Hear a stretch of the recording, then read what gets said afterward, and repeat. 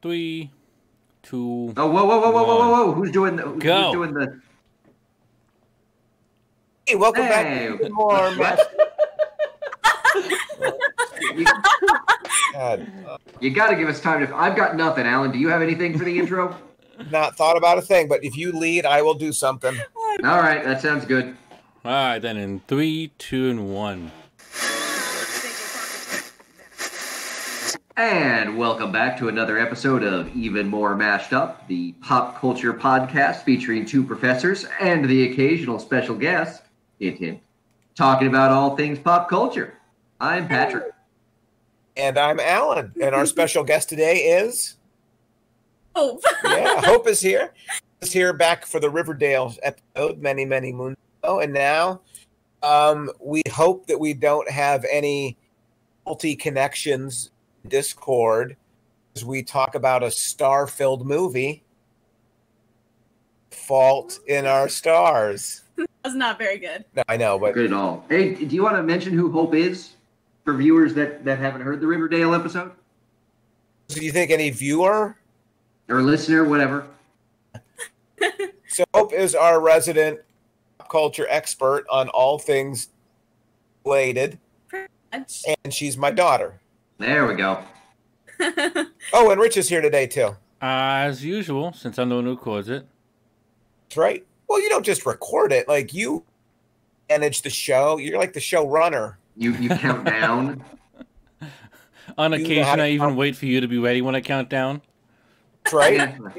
You've got, you always have something to say, usually about how you haven't consumed the pop culture that we're talking about for the particular show. He went and watched Fault in Our Stars since we talked about it. You seen it, Rich? I was about to ask what show we're doing today. Ew. Okay. I have not seen So yes, Hope has wanted to do like a podcast on various romantic comedies, so yes, finally. Well, it's only been like a year now. Does this really count as a comedy? I don't know. It's a rom-com or a rom-drom. Do they call them rom-droms? More of a rom-drom, I would say. It's a classic teenage.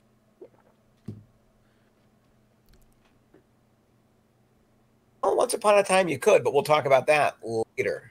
Once Upon a Time you could what? You could talk about like a typical teen romance that didn't have much suffering and sadness in it. Oh, I've seen the trailers for this one. Okay. So Rich is expert as he ever gets for this. Yeah, because you know what's really romantic? Say I don't want to know. Yeah. Cancer. Thyroid cancer.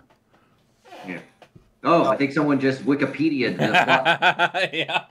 I must say that it seems like we're going to have a romance expert on the show. I'm not sure how to be you, though. Wow. That's the tea. Yeah. Hey, you know what's more romantic than cancer? What's that? Statutory rape. Oh, no. We're already there. Yeah, we're there. Wait, what, are you talking about in the movie or in real life? I'm talking about in the movie. Yeah, he's 18 and she's not. Terrible. It's terrible. Now, it's an interesting moral line that you're drawing here, given your position on student relationships. Okay, see, no. Really? Oh, I am allowed to evolve, and thus I have evolved. Wait. You think that Archie and Grundy are okay together, but you're not? No, I do not. No, I do not. He did. Evolved past that position. I have evolved. Yes. The past week. No. It's been a long time. I mean, really watching Fault in Our Stars has changed me. The best part is that you acknowledge that you did adopt that position. I acknowledge that you cast myself as acknowledging that position. I feel like that's a win for me today. It's a slight win, but I'm hoping maybe we can put a pin in it and move on. Guessing that there's many a rom-com you watched in the 80s that had similar statutory rape problems in. Did they have... I didn't watch rom-coms. I would think so. Yeah, I can't really think of one that I would have watched in the 80s. I mean, When Harry Met Sally, but I don't think there was anything statutory there. They were in college. Okay, but really that bad in this? Because Patrick is trying to draw a legal definition about the movie. Both. The other thing that bothered me about the movie. Well, we'll get into it. I have fun facts. Yay. I have fun facts about the movie. Can I just be clear? You're bringing fun facts. Now, like, isn't that really inappropriate? Like, we're talking about a movie about teen cancer and death, and you think we should lead, I want to be clear, with fun facts. Movie though, it's really more of a quiz. I think we should have a fun quiz. Yeah, but I called them fun facts because you like the alliteration. Why? But why would you bring fun to this at all? Like, this is obviously going to be a somber and serious conversation. I'm not sure it's gonna be. I mean, it should be. It's probably not gonna be. All right, give us your fun. Give us the fun. All right. So, The Fault in Our Stars was nominated for 8 Teen Choice Awards in 2014. 8 of them. That's impressive. How many of the 8 did it win? No. I'm gonna say all 8. I'm gonna say 7. Rich, would you like to take a guess? I would say 2. Hope is correct. Yeah. Yes. This was a big deal. Like, my generation latched on to this. Yeah, John Green's movie are a big deal. It's true. Yes. So I've got another fun fact. That one wasn't fun. Like, I don't see the fun in it. Just a number disguised as fun. No, no, numbers are fun facts because numbers are fun. So The Fault in Our Stars was nominated for 6 Best Film Awards between the MTV Movie Awards, People's Choice Awards, Kids' Choice Awards, Young Hollywood Awards, Teen Choice Awards, and the Golden Space Needle Award, which that's the prize at the Seattle Film Festival. How can that be possible? If it had 8 at the Teen Choice, it would only have 6 total. 6 Best Film Awards. They also got nominations for actors and things like that. Okay, got it. All right. So of the 6 Best Film Awards, how many did it win?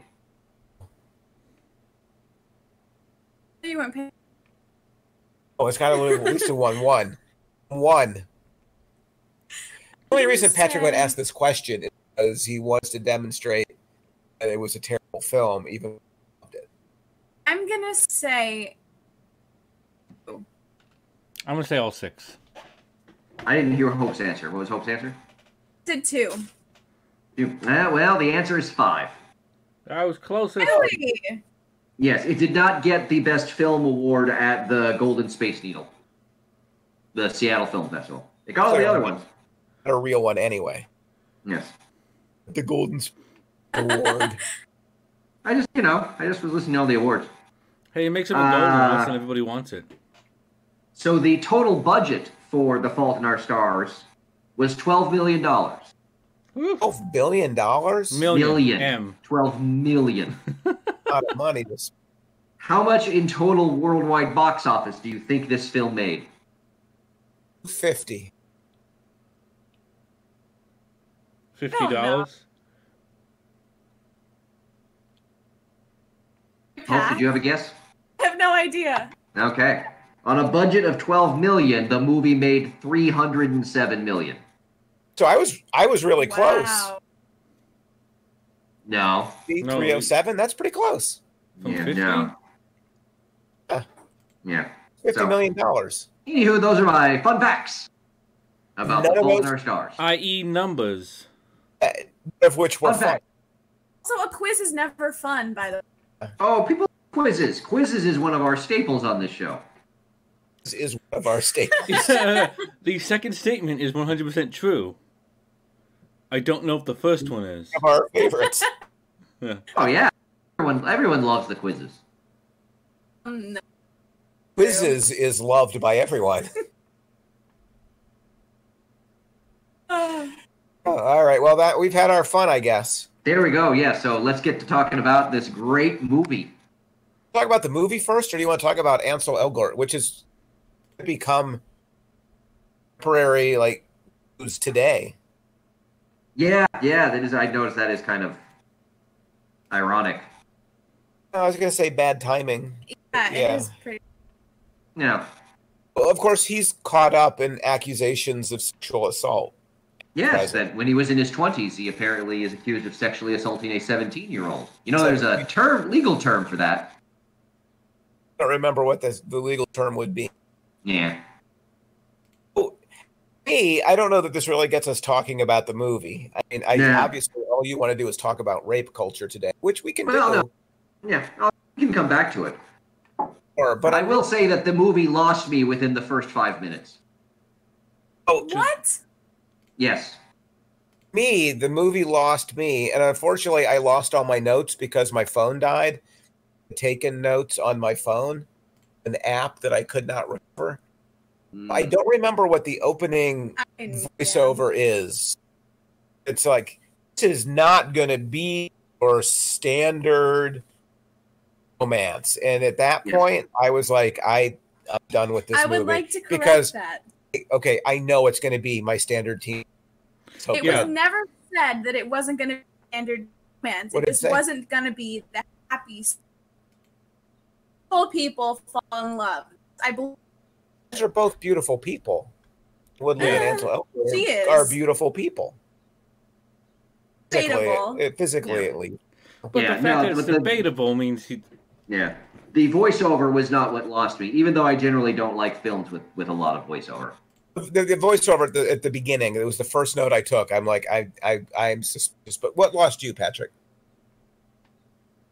I'm sorry, the very poor treatment of one particular character at the beginning. Patrick. The guy running the support group. You'll have to remind me. Yes, he's the one that had testicular cancer that Hazel makes all kind of jokes about having his balls cut off. I thought that was nice. Oh yeah. Well, I think poor guy has testicular cancer, and she basically mocks him as like, now he spends his life, living at home with his parents, playing video games, and making his latch hook Jesus carpet. And I'm like, wow, Hazel. I mean, he could spend his whole life sitting at home reading the same book over and over, but apparently that's a lofty goal. Wow. At least it's an intellectual book and not video game. Sorry. The truth of the matter is, I think that he was treated poorly by Hazel. Yet, I think that there's a certain kind of team. Yes. I feel like you don't really understand then. I don't really understand what, Hope? Teenagers. I'm not sure this movie understands teenagers, because I didn't really think that either of these, again, much like Riverdale, these characters seemed like what, middle-aged men think teenagers sound like. Oh, my notes say Dawson's Creek. It had a very Dawson's Creek vibe to it, where all of the kids are really well read. Yes, I just kept thinking about all of Veronica's references to Truman Capote in Riverdale. They're all very articulate, and they all have an emotional and an intellectual maturity. Might not be exactly. What's that, Hope? I mean, I would say that friends to read it, and so I didn't feel like it was. Well, maybe but Patrick not everyone. Maybe we're remembering our teenage years.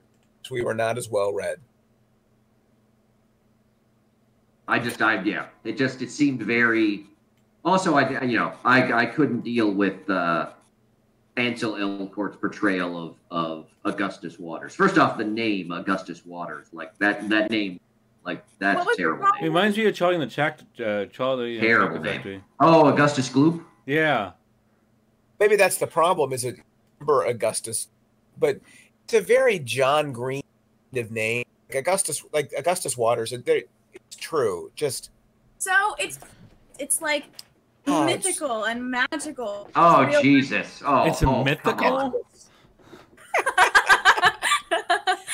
Yes, I remember the Greek myth of Augustus. I made a mistake yesterday as I was preparing for the show. Mm-hmm. Went to the John Green channel. Love him. Oh my God, he is. I couldn't watch for more than a couple of minutes. Any of them. Videos. They all run like 3 or 4 minutes. He's got like this slightly dorky. Oh, I was really dorky in high school, but now I'm not. Oh my, ugh. Are you It was talking about Crash? I'm talking about the John Tube Green. Oh. Just know that now he does these in his my 5 minutes long, and I'm explaining something. Wish I had known this because I would be somewhat curious. And the one I'd like to talk about really great books that nobody else has read because my book, Searching for Alaska or whatever, Looking for Alaska, is #1 on the New York Times in the USA Today. It was just like this, like, really humble brag. Look at me looking out for other people, but I'm really just self-promoting. I do not care for John Green. I decided. I don't like the fact that he is a middle books about teenagers. Get that, Patrick. Get what you said. I still think they're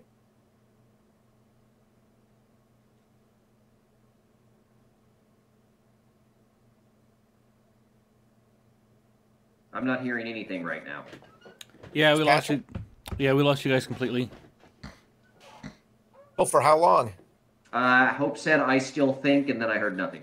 Oh, still thinks he's better than a lot of the teen romance writers that if you're gonna compare him to other authors, right?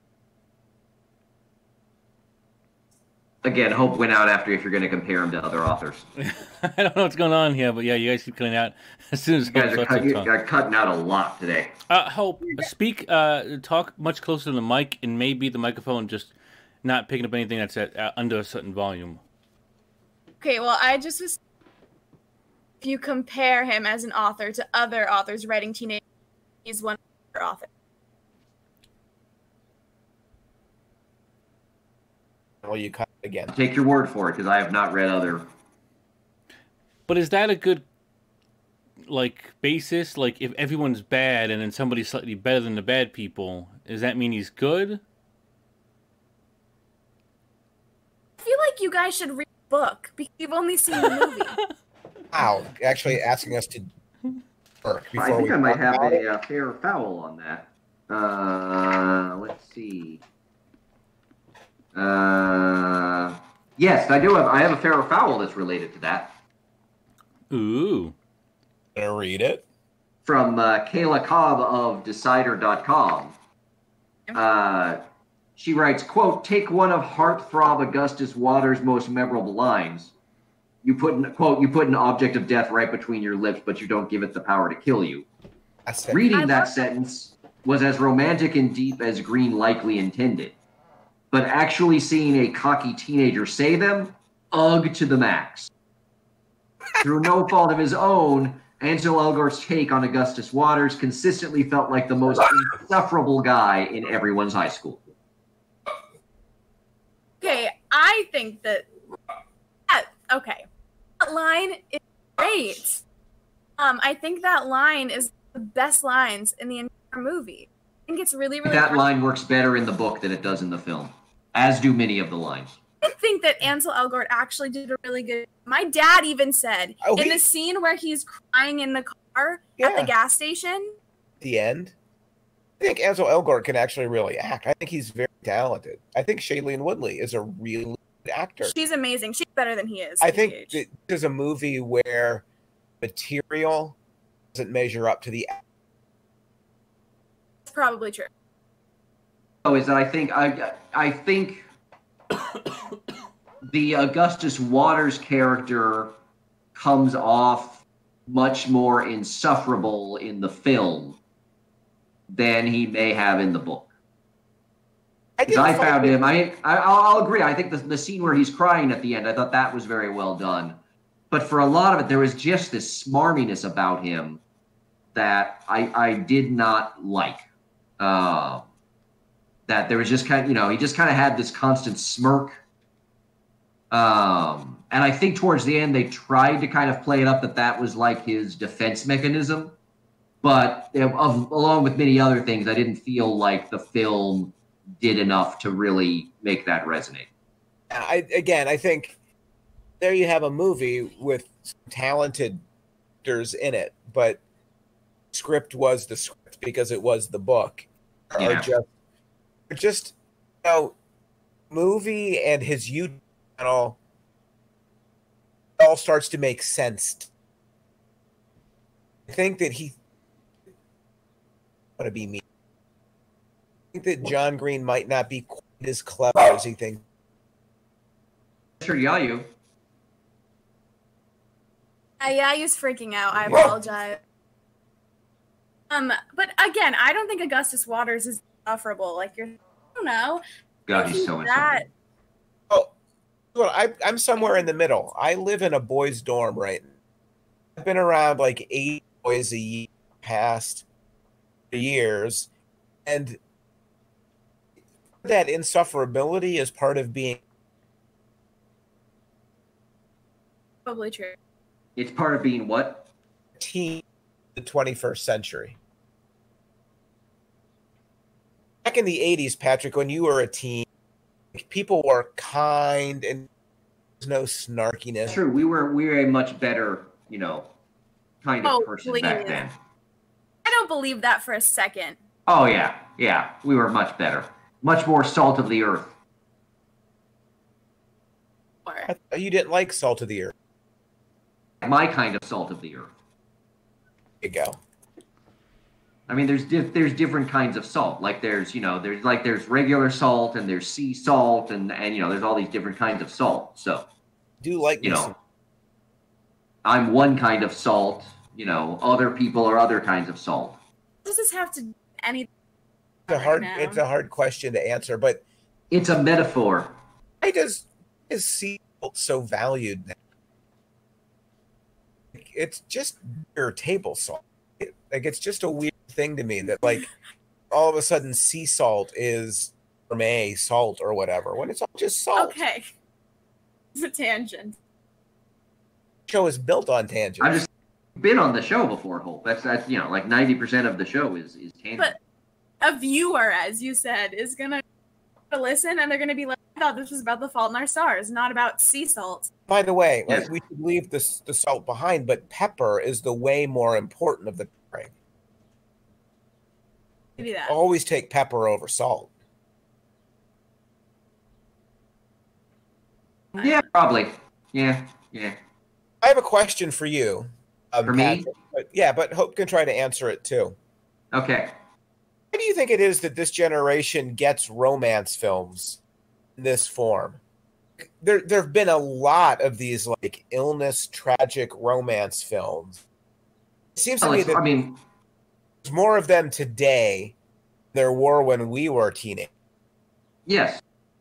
I mean, just from a practical standpoint, I think a lot of it has to do with the fact that Fault in Our Stars made $300 million on a $12 million budget.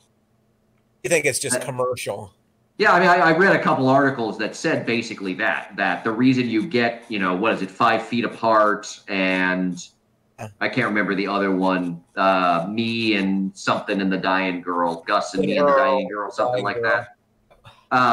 That those all come out after Fault in Our Stars just has this massive worldwide box office. So, I mean, at least in terms of the films, Fault in Our Stars demonstrated that there is a huge market for these kinds of movies.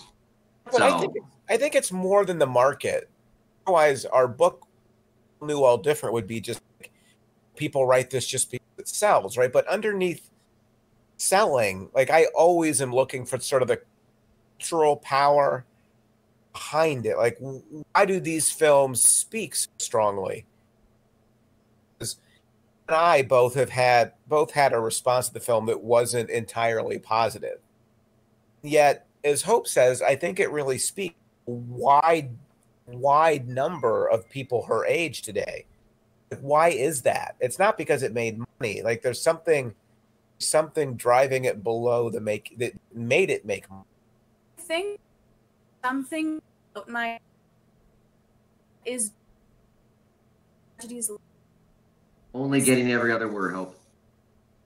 Patrick, I wish I could control it, but I'm doing my best. When you're yelling at me, I hear all of it. So you should just try yelling at me. Whatever you say. Here's it. I think my generation gravitates towards this tragedy because I'm not saying we have it worse than other generations, but I think there's greater, like, kind of sadness generation. Also, watch kind of what generation? Her generation. in my generation. I really lost my train. Yeah, well, I'm sorry, I missed what you were saying about your generation. I missed the way you described them. I think because as a generation, like people always kind of label my generation to be, oh, they're depressed and they're sad. And I don't think at some level that's kind of true. And for me, being able to live in a when it's sad at the end, where there was hope at the there's something about that that really it makes me feel like that kind of love is possible. And actuality, I look around me and I don't think I can live in that movie. That movie has that like death and loss, and you're talking about sadness in generation. I think is really interesting. So then, isn't like all of Hope's generation Hazel? Oh, I don't know. What do you think? Are you asking me or Hope? You. Oh, well, I mean, Hope was talking about, sort of living through the pain and suffering, which is basically what Hazel does.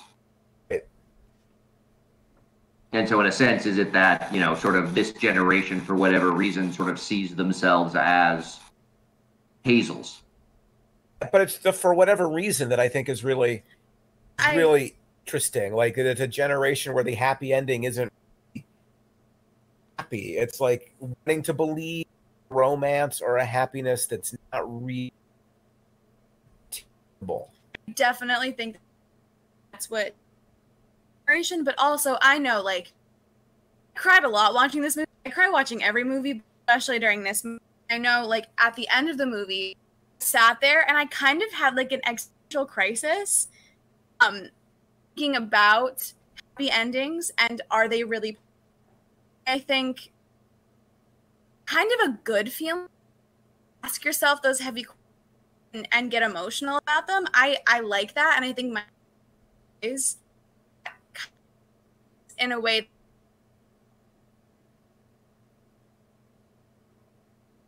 I just think it's interesting that there's like that enjoyment in sadness, because when I watch films like this, I don't really sadness. And in fact, this film felt manipulative, and to me, like I am pulling the strings to Did you say it felt manipulative, Alan?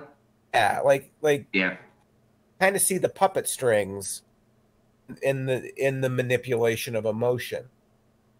I still think it doesn't undermine Hope's point that like there's something, like there's a sadness in you that you're trying to work through. Maybe I don't mind the manipulation. Sometimes it feels so good to let those emotions watching a movie provoke. Maybe that there's something wrong with me saying that, but I think that's valid. No, like it's not the post 9/11 world. 9/11 is like of you. Like there's something in this world. Like if to me that's a really interesting thing to understand who you are.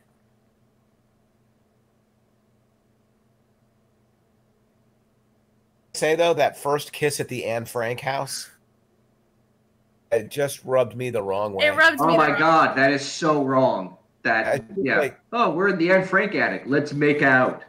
And again, that was another moment where I was like, yeah, that might work better in a book, but when you actually see them making out in the Anne Frank attic, it was just really, that was a moment where I was like, oh, and then the slow clap. I did enjoy the slow clap from everyone around them. They're doing it in front of people, and people are applauding them. I disagree with you, Patrick. I don't even think it could work in a book. Like it doesn't work in the book. I don't know how you do that scene in any format.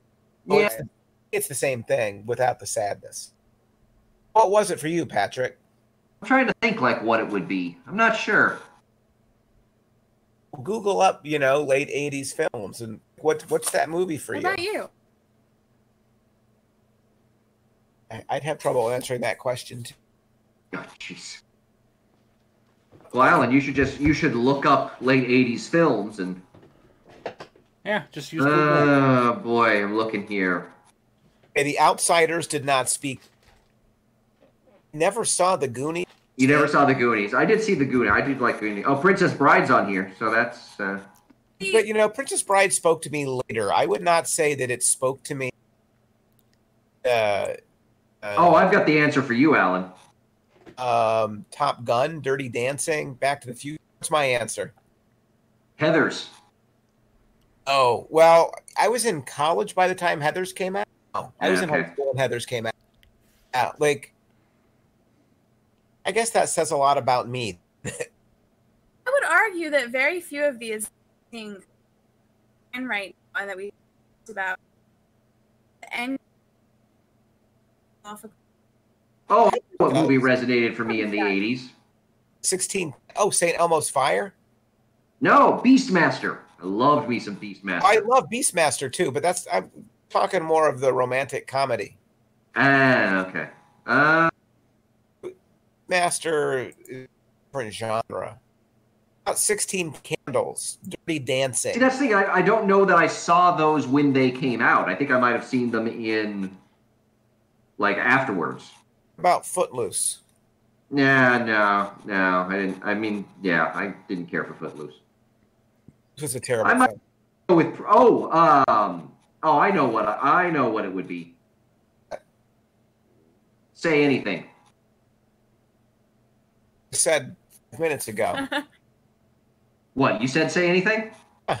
Oh, you must have cut out. I didn't hear you say Anything. You just weren't listening. One or the other. No, you're still cutting out like a third of the time. I'd probably say, yeah, Say Anything would be the one that resonated for me. Okay, but that's a very. Oh, that doesn't. I don't remember how they don't end up together, do they? Yeah, they do. They end up on. Remember, they leave on the plane at the end. He does get on the plane with her at the end. Yeah, because it ends with the whole, most plane crashes happen in the first, 10 minutes of the flight. So if the seatbelt sign comes on, that's when you know you're okay. And it ends with the seatbelt sign dinging off. So. Okay. Which the fact that I know that probably demonstrates how much that movie resonated with me. It's interesting, though.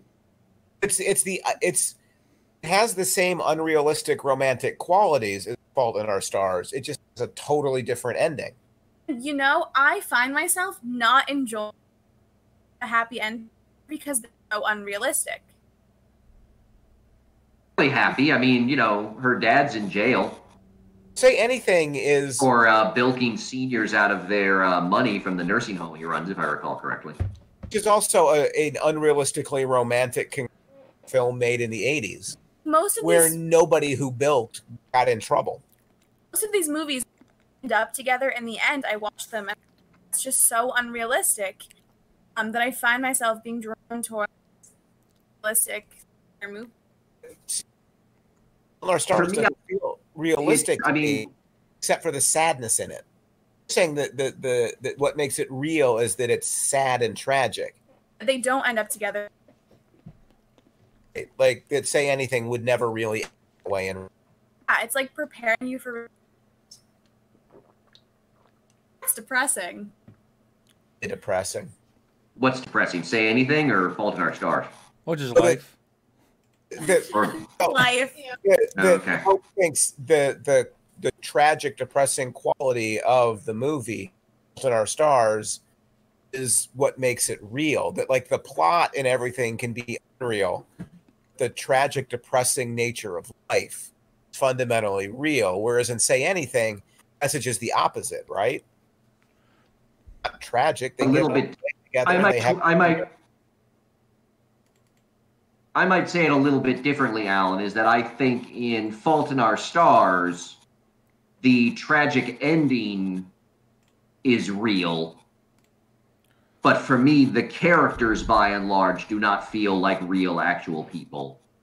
versus in Say Anything, they feel more like real people, even if the ending is, happy and forced, which I'm not sure. I mean, Say Anything at least leaves some question as to, they're just now embarking on their relationship, so it's hard to say like what happens to them. But the film doesn't end by it's not like The Graduate. They head off together, and that it's. I haven't seen Graduate either, so I would have to go back and watch Say Anything. I don't remember that movie as being like a really serious. Wait, you guys haven't seen The Graduate? I have. I have not. Oh, I was like, is there a movie I've seen? You guys haven't? That's why I just made the reference to it, Rich. Yeah. You seen it, Rich? I have. Wow. Patrick, you got to catch up on The Graduate, man. It was part of a film class. Hey, how do you feel about Say Anything? Do you remember them being real characters? Wow, so it really speaks to you, too. Patrick are about the same age. I think by the time it came out, maybe I was too old to be taken in by it. You're only 5 years older than me. That's not like a distant era. Vicky says that the relationship between the father and daughter was compelling. In Say Anything? Yeah.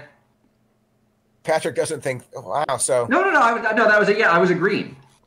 We'll have to go back. We should do Say Anything at some point on this podcast. No, we probably should. Are we just gonna go straight to the '80s and do all the '80 movies? Not all of them, because I can't watch all of them again. I mean, to me, it's hard to watch 16 Candles with the Asian character. To me, I guess it says everything about me that Heathers is definitively, like Patrick said it. He and Hope would definitely say it. Heathers is the movie that most speaks to my school person. It's the best movie from that time. Heathers. Oh, I like it. I liked Heathers because its ending was so profoundly sad. Same. I feel like I really just exposed my gender. Maybe just my parenting. Exposed both. Both. Yeah. No, so I've got another thing that bothers me about The Fault in Our Stars. What's that? All of the emphasis on Augustus losing his virginity. I thought it was funny. Yeah, except for the fact that I'm pretty sure Hazel also lost hers, and that's never mentioned. Like, it's just all about Gus. The way that it really sort of seemed to center Gus's experience and not Hazel's. Go ahead, Hope. Because he was the center of a joke. He made a joke about himself being a virgin, so that was why the emphasis was on him. Yeah, but again, I mean, it just seemed, I don't know. I just found it really like, do we not care about Hazel's experience at all? Like, it's just all about. Yeah, I just found the way it really seemed to be centering Gus's experience and not Hazel's at all was another thing about the film that rubbed me the wrong way. It feels to me, Patrick, like you're softening on the film and on his character, not calling him Augustus anymore. You're calling him Gus. It's like you're becoming friends with him over the course of this podcast. No, I'm not. First you're like, Augustus Waters is prodigious, and now you're like, yeah, it's just annoying to call him Augustus Waters all the time. It's just it's buddies by the time we're done. Also, Hazel Grace wanted it to be about her. She about her. I think she's the kind of person that puts it all out in the open. You know what I'm saying? Like, yeah, she doesn't lie. She doesn't hide her feelings. Can I do a quick timeout here, Rich? Mm-hmm. We get together for the Cthulhu on Thursday. Yeah. The backup character for Patrick, if his character Bounty Hunter doesn't make it through, could you please make it based on the Augustus Waters character? I'm pretty sure I get to create my character. Rich said you've never actually confirmed it. You never actually asked me about that. I thought you said asked you about what? About who decides what character you become. You had us all write our character, so I wrote my character. Oh, those are just names, though. Rich said that if your character didn't make it out, he had other characters written that would step in. Oh yeah, no, I would just assume I would create a new character that joins the You're gonna group. be Well, Gus. there's pre-generated ones that would make it quicker for you to get into the game, say that session. Oh, but that's no fun. Neither that's is no sitting fun. there for an hour watching other people play a game. Okay, so what you're telling me is I should probably come up with a backup character already. That's good to know. Yeah, ready to go. At Yeah, about okay. 20 minutes, 15, 20 minutes. Can I give you a couple fair or fouls? I've got a bunch of fair fouls. All right, can I give you one? Okay. From Alexis Sears of the Johns Hopkins. Okay. I have several from her, but I think because she complains about the sexism of it, but I thought you'd like this one. It bothers me to hear people speak of Green as though he is a modern day Shakespeare, when really the writing is the literary equivalent of a Seth Rogen movie. While the type of entertainment has its place, it's important to recognize it for what it is: rapid entertainment. Yeah, I'm gonna call that mostly fair. I'd say 75% fair. Really? Yeah, I think for me, there are moments in the book where I'm like, this is actually kind of philosophical. But then most of the time I'm like, okay, this is just dumb entertainment. But I do think there's a place, like she said, for that kind of entertainment. Patrick, do you think it's just entirely fair? Mostly fair. I mean, the comparison to a Seth Rogen film may be a bit harsh. Well, Seth Rogen's funnier is the problem. Like that's the comparison I have trouble making. Is that, but you know, for the most part, yeah, I would agree. Speaking of which, I've got a quote from one of your favorite people, Alan. favorite people? I didn't know I had favorite. For favorite film. Yeah, this is You a don't quote. have This friends is or family. at least part of this quote is from John Green. Oh, excellent. Yeah, so talking about sort of the making of the movie, he said, quote, "I didn't want to sell it because Hollywood sucks at making unsentimental movies about illness." Ugh. And then going on, what convinced him was that Wick Godfrey, who is the producer of this film, as well as the Twilight films, said, quote, and this is what convinced John Green to let the movie be made, "I'm going to make a movie that doesn't sentimentalize these characters. Our lead actress is going to have cables in her nose. Our lead actor is going to have one leg. We're not going to pull back from that." That's Yeah. horrible. It's horrible, and I think it's foul on a couple different levels. I have a hard time imagining him not wanting to sell the book, number one. Okay. Number two, he wrote a book. Okay, I haven't read it. It feels like it was probably overly sentimental in places. It was, yes. That he's not writing a hard-hitting expose of living with cancer. No, he's definitely.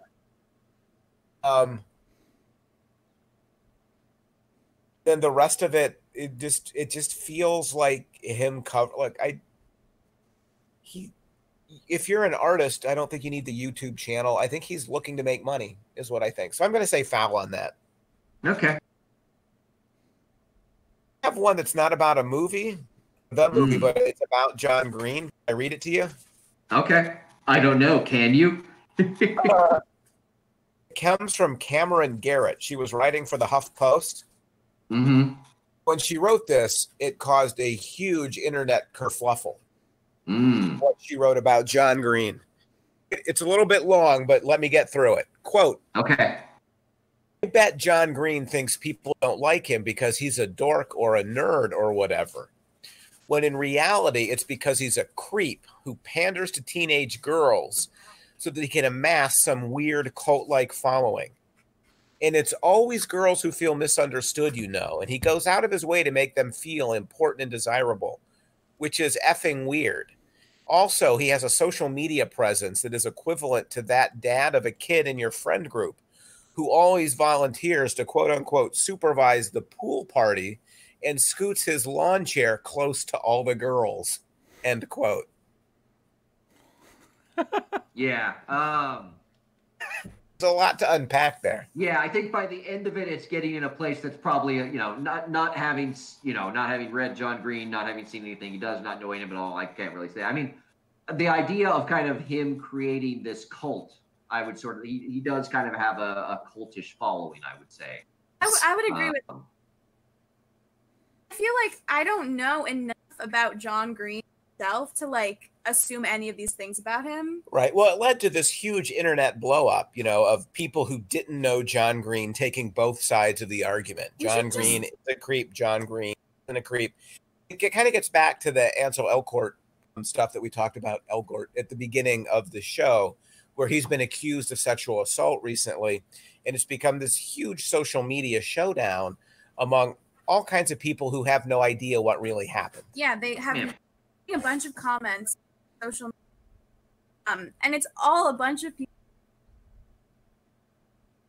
and they're all attacking him or attacking this girl, where I feel like we should kind of stay out of it. I think it's important to investigate serious accusations. I'm not trying to take away from the victim in this scenario, but I also feel like cancel culture is really dangerous.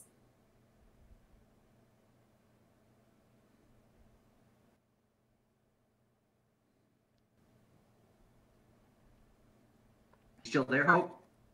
I think it can be really dangerous to just cancel someone and ruin their career immediately. I'm not saying he's innocent, but I'm just saying I think we should stay out of it until there's actual evidence. Well, his career should be canceled after the Fantastic Four movie he did. That was bad. I don't really blame him for that. Like that. Well, I mean, he did sign on for it, I guess. Yeah, it was bad. It's a bad movie. There is one thing that I did like about The Fault in Our Stars. What's that? When Hazel goes to meet the author Van Houten, and he tells her that her questions about, what happened to all of the characters after the end of the book, when he tells her those questions are stupid, that was one of the moments that I agreed with. So realistic depressing. What was that? So realistically depressing.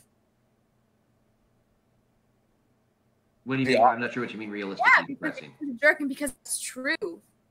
When you die...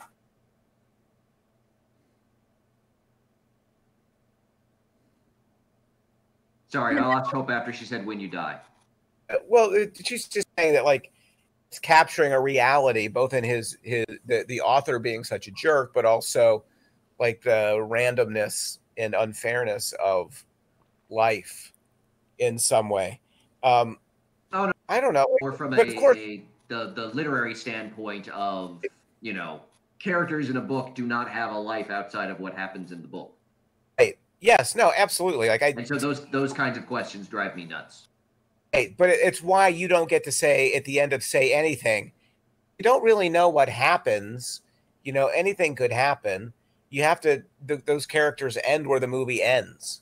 Yes. Is with light chiming off. That's it. And to try to say, well, serious things could happen to these people. Nothing does. Right. Unless there's a sequel. But we can always hope. I've got a fair Patrick often likes stuff I pull from Common Sense Media. Oh, Common Sense Media is. Oh, but no, I've got a really good fair or foul for you. Do you want to go next? Yeah. So this is actually from Shailene Woodley. This is not how we do fair or fouls, but okay, I like the twist. No, it's Shailene Woodley on whether she considers herself a feminist. Does she what? Well, this is her answer when asked, does she consider herself a feminist? Oh. Quote, no, because I love men, and I think the idea of raise women to power, take the men away from power is never going to work out because you really need balance. My biggest thing is really sisterhood more than feminism. I don't know how we as women expect men to respect us because we don't seem to respect each other. What year is this from, is what I must ask. I'm not sure. She later, in another interview, did refer to herself as a feminist, but I couldn't find what year. I'm assuming it's around the time the movie came out. Thing is, her point about sisterhood, I think, has value. Feminism is 100% completely foul. Yes. The idea that feminism requires the diminishment of men is a cultural myth propagated by people who don't want feminists equality. Tearing down men is not what feminism is, only equality. about one group is. That's not a very good quote, I think. Nah. Hence why I chose it for fair or foul. I feel as though you really didn't like the movie and you're doing everything you can to find, even in the fair or foul, quotes that will further make your point. I do feel like you're being a lot harsher than necessary, Patrick. Well, this is what he does. Patrick, I read you a quote from Common Sense Media. Sure. Fair or foul? The way it's titled, "You Don't Let Kids Watch." Just perfect. Wait, sorry, you cut out halfway through the title. I didn't hear what the title was. Yeah, the title is "Do Don't Let Kids Watch." Okay. Sounds like I cut out, but I didn't. It's "Do Don't Let Kids Watch." Okay. Here's the quote. Quote, "This was a very sexual movie, not appropriate for kids or teens. It will influence your kid to have sex and do drugs and to drink. Not appropriate." How is this a sexual movie? Well, so you're saying it's foul. Yeah. Okay, they drink champagne once. And they have sex in a hotel room in Amsterdam. It's consensual. Actually, she's not old enough to give consent. Oh, don't. So what do you think? Was this a very sexual movie that will I would say no. Drugs and drink? I did not find it a particularly sexual movie. No. It is a movie with a fairly PG-13 sex scene in it. Right. Almost a PG scene. I'm sorry, but we're really complaining about sex now. Like, complain about violence. I've said it before. I'll say it again. Why do we let kids violence is fine. Not sex. No, violence is fine. Sex is normal. Because we live in a country founded by Puritans. America. Actually, technically, historically true. I got a bunch more quotes. Patrick, do you have others? Oh, yeah, I've got others. Want to go next? Sure. Let me see which ones. Let's see. Oh, here we go. This is from Amina Corberte of the Daily Targum. Quote, "Unlike movie series like The Twilight Saga and The Hunger Games, this movie adaptation, The Fault in Our Stars, was not a franchise and consisted of just one novel and a corresponding movie. The fact that a lone movie was able to resonate so much with an entire generation broke the previous mold created by these franchise and others." Oh, okay. Well, number one, the mold hasn't been broken because franchises continue to be cranked out. The mold is broken. I do think it's interesting because my generation, I was in 6th grade, everyone was obsessed with The Hunger Games and Divergent. All see them. I think that's interesting because all the mold still exists. Yeah. I found it really interesting just because what I found interesting is the idea that a single standalone movie was completely revolutionary when that's actually what we used to have before the rise of the blockbuster. It seemed to me that it was a statement kind of only in the context of like the blockbuster franchise would you say that, a movie that's just kind of its own one-off thing is really revolutionary and breaking the mold, when that's actually what a lot of movies used to be. Well, they kind of all were, right? Yeah. My take was different, because I think there's another angle to approach that quote from too, and that is, while there is not a sequel, there's not like a trilogy of The Fault in Our Stars written by John Green. Mm-hmm. The way in which he has cultivated a fandom and cranked out a series of books that aren't technically sequels to The Fault in Our Stars, but all kind of fall into that genre. Like he kind of built his own, right? Like this and Paper Towns and they did Looking for Alaska too, right? Yeah. That in fact he has built a franchise. It's not a Star Wars franchise, it's a John Green franchise. Genre and 5 feet of Sun is Also a Star. All of these movies that are really similar. Right. Yeah. And so maybe The Fault in Our Stars was unique when it came out. Yeah. It was, in fact, building a franchise. Yeah. I've got a quote about that. Oh, do you? Okay. Yeah. This is from Karen Han at Polygon. Quote, terminal teens have become fairly common in contemporary young adult romances. From The Fault in Our Stars, Shailene Woodley has cancer, falls in love with Ansel Elgort. To Me, Earl and the Dying Girl, Olivia Cooke has leukemia, falls in love with Thomas Mann. To 5 Feet Apart, Haley Lou Richardson and Cole Sprouse both have cystic fibrosis, fall in love with each other. Some movies handle terminal illness thoughtfully, but many others use it solely as a gimmick, romanticizing death and ignoring the actual difficulties of sickness. Hey, I definitely think it's true. Yeah. I saw 5 Feet Apart with my mom in the theater, and I thought it was complete garbage.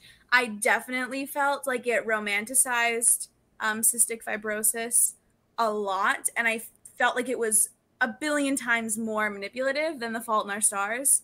And I think there's definitely part of that in The Fault in Our Stars, but not as much as some of these other movies that are more recent. So to follow up on that, Patrick, I have a second quote from Common Sense Media from just a user who posted to it. Uh-huh. He is an intensive care pediatrician. Oh, okay. He writes, I have sadly seen many teenagers die. Nothing, and I mean nothing, is more wrong in the universe. And I guess this movie gets that point across. But he goes on to say, but the acting was really terrible, and I find it so disrespectful to the teenagers that are really dying to use the sadness of their horrible fates as an outlet for the rest of us to weep in a theater, as if it were happening to us or our families. It is not. I do see how it exploits story. It's the gimmicky thing that Patrick, in Patrick's quote. Yeah, again, you could make that argument not just about Fault in Our Stars, but any of those kind of medical drama rom-coms, what have you. Like I'm thinking about Patch Adams or something like that. I think there was a complaint about Patch Adams as well. I wouldn't say the acting was terrible, particularly Shailene Woodley. I thought she was perfectly good in the film. Also, what was that, Hope? I feel like the idea says as if it were happening to us or our families. It is not. You don't know if someone's watching this movie and they see someone they know in it, or if they connect to the story. Let me build further. This idea that like you shouldn't weep unless it's happening to you or your family, like it shows it's a very limited idea of empathy. Yes, and it's very unempathetic that you can only care about people if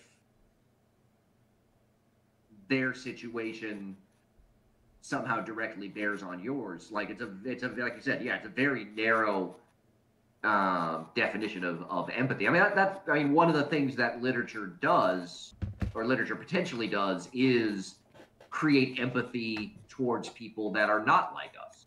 Right. I would say, something like, the effect you see of a book like Uncle Tom's Cabin, which is that in reading that, it made a lot of people turn to the abolitionist cause. That's one of the things that literature can do. And so that's a very, very narrow and problematic idea of empathy. I think he's onto something that in terms of the manipulativeness that we've talked about before. Yes. But that last sentence just sits poorly with me. And I think it says something about our culture in a way. That like we've gotten so poor at empathizing with others that we just assume that we can't. Yeah. Well, or we have gotten so poor at empathizing with others, we only care about others if it also affects us. Right. That's the whole. You kind of see that attitude under the whole "All Lives Matter" response to Black Lives Matter. It's exactly what I was thinking about as I was talking my way through it. Yeah. is that it captures a lack of empathy. Mm-hmm. You can only explain all lives matter on some level by thinking about lack of empathy. Yeah. The Well, absolute, I mean, literally, all lives matter is basically saying, acknowledge me. as underneath the rhetoric of all, that's exactly what they mean. Yeah. And the other thing it means, the other side of that coin, Patrick, is they're saying, don't recognize the Black experience in this country. Mm-hmm. Yeah. Or yeah, don't recognize it. Don't recognize it as unique. That's what I mean. Like, that's what I mean. Like, understand that we're all the same. This whole bullshit. Ooh, language. Puppies. It's all like equal opportunity. And so if you're not, mattering, it's only because of some fault in yourself, not in society. Yeah. About the language. Got a little fired up there. A little bit. That's okay. We can bleep that in post. Excellent. Thank you for doing that. Richard? He's like, we can, but I won't. That the most honest thing that's been said on the podcast today. Oh, I could do it. I'm choosing not to. Okay, I'm a little hurt that this thing that you completely don't get paid for, you aren't devoting more time to, Rich. That is the plan. Mm-hmm. That was, I forgot to tell you, Alan. So I was talking to Amanda the other day. Because, part of the NEH grant they have is to do a series of podcasts. And so she was asked, she's like, yeah, I might need to talk to you and Alan about what you do, particularly like what do you use to edit the podcast? Like, I'm pretty sure we don't edit the podcast at all. So we are fundamentally useless to you. I would love if he was like, all right, and it just gave you a bunch of stuff and said, all right, go for it. Just you two sitting in a room trying to hook mics up.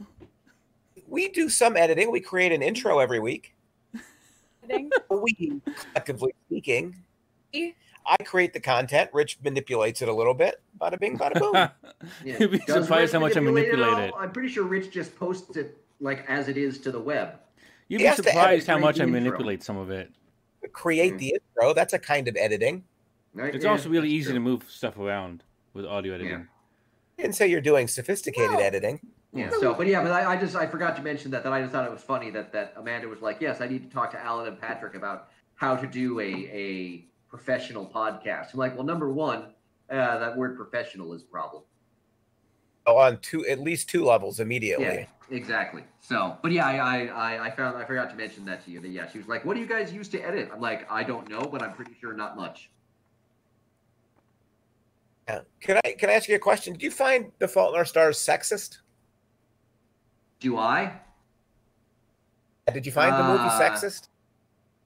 To a certain extent, yes. I feel like the movie, even though Hazel is the narrator, I feel like the movie centers Augustus Waters' experience more than hers.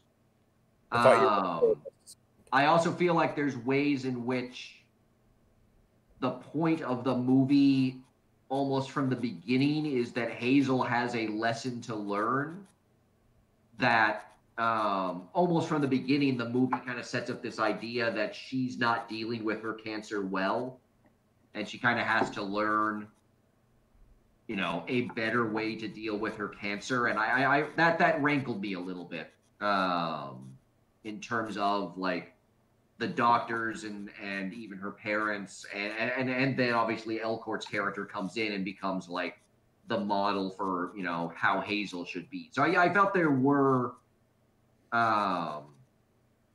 elements of the film that well, I think I just basically described the whole film. So I should say yes, I do find the film a fair amount of the film sexist. I think that's interesting. I mean, you guys know me. I'm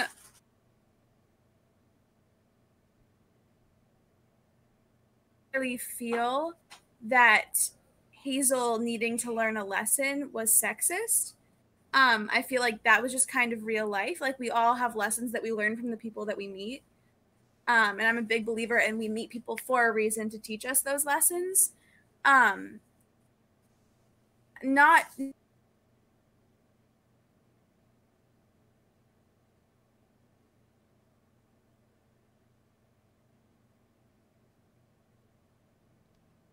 Sorry, I'm not getting anything from Hope. Yeah, I hope we lost you completely. Okay, so Hope was talking about how have trouble with, or John Green in his novels struggles to present diverse people. Oh God, yeah, this is a very white film. Voices. And I would go back to Alexis Sears from the Johns Hopkins newsletter. I have more stuff from her. She complains about him rarely featuring women of color in his writing, but she also writes this about his books. They are, quote, annoyingly sexist. For instance, Green describes the female characters' astonishing looks for hundreds of pages, while male characters don't receive the same treatment, that his novels are no more than male fantasies to paper. Not having read the books, but I could certainly see elements of that in the film. I mean, people comment on Hazel's appearance a lot in the film, much more than Augustus's. You guys there? Yeah. No. Everybody's listening. Thinking. Doesn't seem like The Fault in Our Stars has done really well today. It has not. And I see Hope's perspective. I just would like to say that I think there's definitely a generation divide that affects how we view. I think that's definitely a big influence. Really, there's a generational divide in the sense that Alan and I come from a generation that can look at this film objectively, and you come from the generation that John Green is clearly trying to manipulate. I think, Patrick, not trying to attack you, I think that you can't see it from my point of view. And well, Patrick and I might like to think that we have a detective on it. Given that John Green is of our generation, we have trouble seeing. I agree. I also struggle to see your perspective. It goes both ways. That it's a happy ending. It's a happy ending, right, Patrick?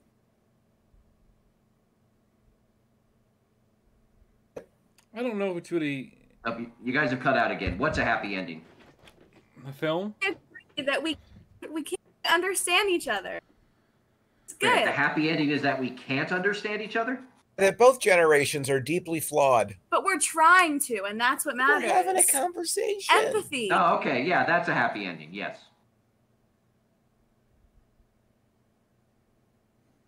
Have anything else to add about the movie? Which probably thinks we're running a little long. Yeah, no, I think we're good. I think I've covered everything. Yeah. So the real question is, how much did Hope enjoy our first installment of her rom-com idea? I enjoyed it. I didn't enjoy getting in trouble and getting yelled at for cutting out every 5 seconds. But besides, I'm sorry, you cut out. I didn't hear what you said. Tell me you're kidding, because I will. I am kidding. Yes, I am kidding. That's why it was funny. Oh, that's why it was funny. Sure, but I enjoyed having a conversation. I think it would be great next time we do this to watch something from the late 80s. I'd be down. We should do Say Anything. I was going to say, we should do Say Anything. And we can see if have a generational divide. Do I get on board with the happy ending? Who knows? That's right. We'll have to see. Mm-hmm. I know John Cusack has good politics. The movie never spoke to me, I guess, because I was more of a Heathers guy. Heard really important stuff today, if you think about it. For The Fault in Our Stars, we talked about cancel culture. We talked about salt and depth. And pepper. A little bit of pepper. I feel like pepper didn't get the attention it deserved today. No. We should probably do like a whole show on salt and pepper. That seems like a good... How would you feel about a show on condiments? That would be so boring. No, we could totally argue condiments for no problem. But you should do like music. Hey, Alan, here's an interesting fact. Yes. On your whole, Heathers and Say Anything sort of represent different generations. Yeah. You realize Heathers came out the year before Say Anything. Yes, but I'm talking about like the way they spoke to me. Heathers spoke to me in a way that Say Anything just did not speak to me. For you and Vicky, it really spoke to you, and Vicky doesn't care for Heathers. Oh, see, I like Heathers too. I like them both. Oh, so maybe you're in the bridge gap then. Yeah, between- I don't. Yeah, I don't. No, I mean, I think the first time I saw Heather's, I was kind of weirded out by it because I wasn't, I wasn't as into satire and things. But no, I really, yeah, I know, I love Heather's. But you've grown to love it. But the first time when you saw it young, you were uncertain about it. Yeah, I mean, I think I enjoyed it, but it was a little. I found it a little like that was a strange movie. There's the fault line though between two of you. Oh, but it so perfectly describes my job. Like, What perfectly describes Hope's generation? Heather's? It was like, yeah, it was like an early adopter, like letting us know what was coming. Anyway, like I bet Patrick is anti-relish. No, I love Relish. Love relish. is disgusting. I love Relish is hard. Pickles too. I love Pickles are great. Okay, ketchup and mustard. I generally just go mustard. Ketchup? What? I mean, I like ketchup on fries, but not like on hot dogs or burgers. That's what you do. You do mustard on hot dogs and burgers. You do ketchup and mustard on both. No. Mustard and mayo. That's what you do. That's a good combo. You could put mayo on as well. I mean, vegan mayonnaise. So I guess maybe we agree too much on the condiments to have a good show about it. Possibly. Our only real moral side. Well, who would have thought we'd start with The Fault in Our Stars and end with condiments?